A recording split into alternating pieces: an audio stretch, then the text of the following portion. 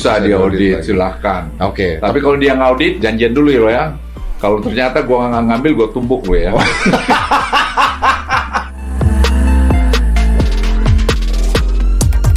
Kupas tuntas bisnis PCR Luhut, Dompet Duafa, Bosowa, dan lain-lain.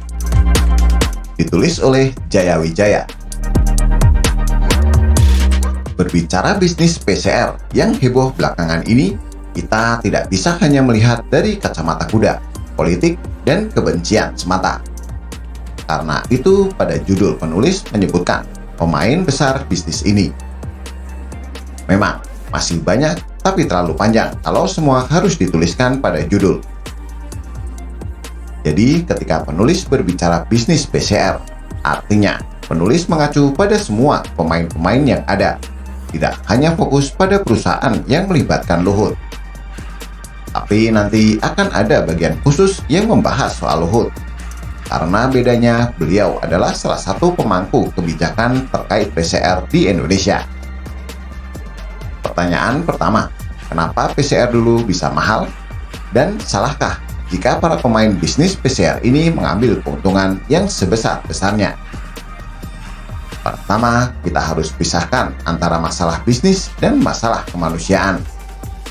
Dalam bisnis, membeli barang dengan harga sekecil-kecilnya dan menjual dengan keuntungan maksimal adalah hal yang wajar. Penyebab harga bisa begitu tinggi dipengaruhi oleh faktor supply and demand. Ketersediaan barang yang terbatas, namun permintaan yang tinggi akan membuat harga melambung. Ini terjadi di awal pandemi. Tidak hanya PCR, tapi masker, hand sanitizer juga naik begitu tinggi.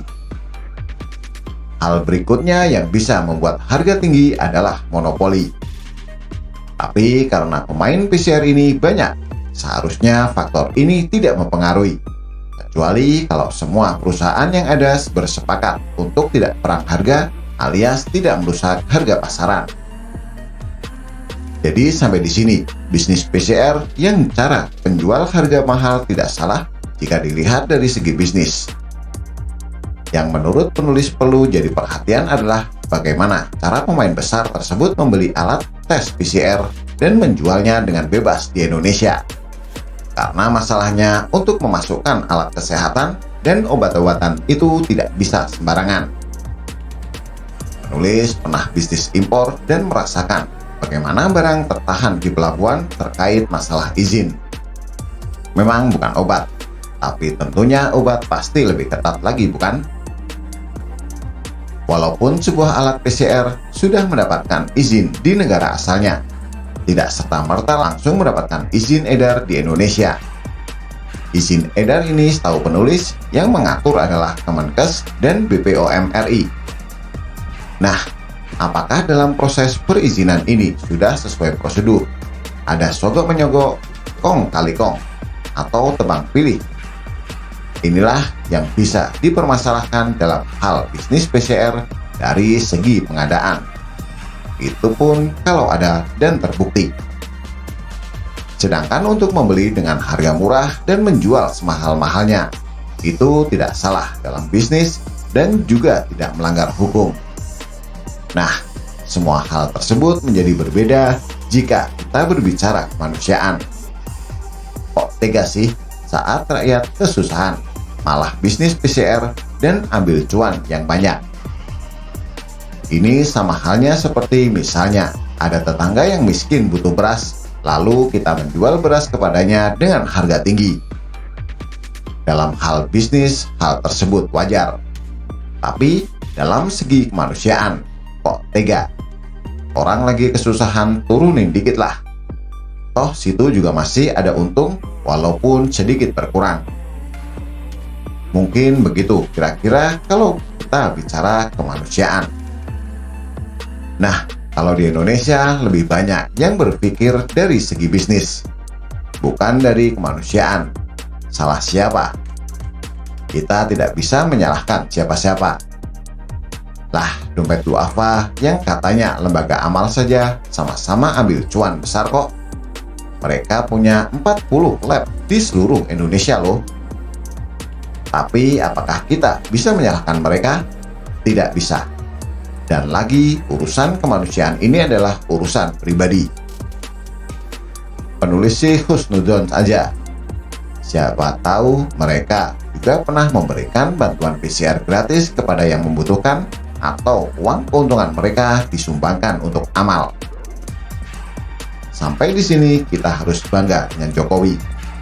Sementara perusahaan besar pemain bisnis PCR hanya memikirkan masalah bisnis dan cuan saja. Walaupun dalam bisnis itu sah, Jokowi berpikir dari segi kemanusiaan, sehingga menurunkan batas harga PCR menjadi jauh lebih murah.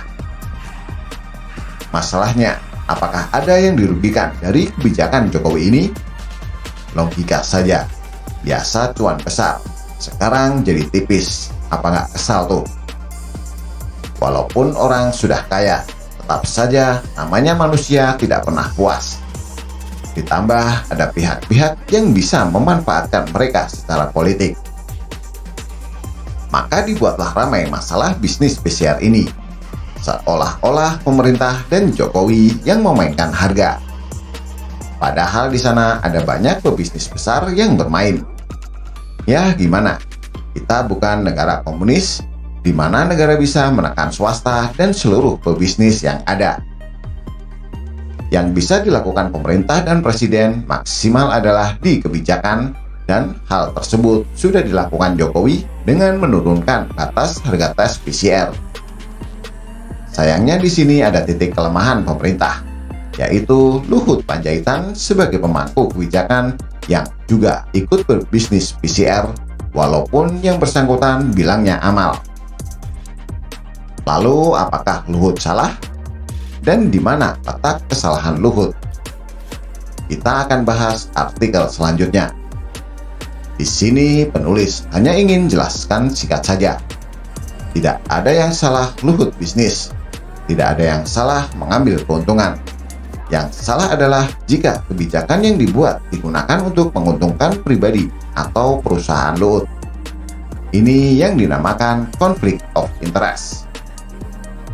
Sekedar catatan, keuntungan tidak hanya berupa uang cash, tapi bisa dari kenaikan aset, kenaikan harga saham, fasilitas, dan lain-lain. Tapi apakah ada kebijakan yang dibuat oleh Luhut yang menguntungkan dirinya dan perusahaan beliau sehingga layak disebut konflik of interest? Inilah yang harus diteliti dengan bijak, tanpa tendensi sedikit pun jika ingin mengungkap fakta. Tapi jika hanya sekedar untuk kepentingan politik, ya gimana? Memang itulah Indonesia. Semua digoreng untuk keperluan politik. Begitulah kura-kura. Apa pendapat Anda? Silahkan tulis komentar di bawah.